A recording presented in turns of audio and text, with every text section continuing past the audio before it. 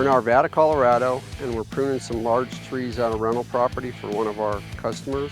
Since it's a rental property, he's concerned with liability first and foremost. And we've got a big cottonwood back there that represents a hazard if it's unpruned.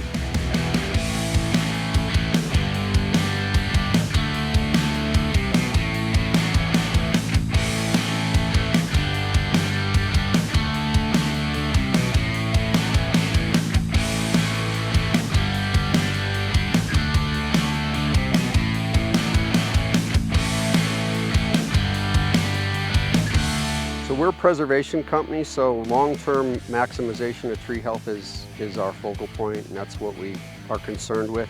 So if we remove dead and diseased and dying limbs, that helps the health of the tree long-term. We also work with the structure called structure pruning, where we thin and reduce weight and encourage upward growth or scaffolded limbs to make the tree not only more healthy, but also more attractive and stronger structurally.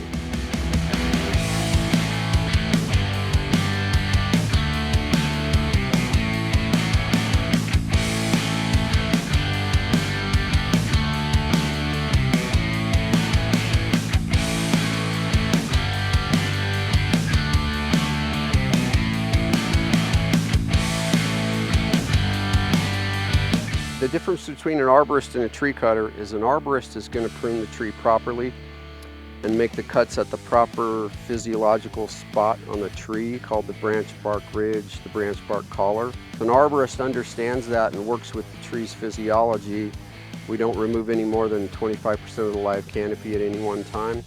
So you're going to get a longer pruning rotation. The tree will be pruned properly and be healthier for its lifetime.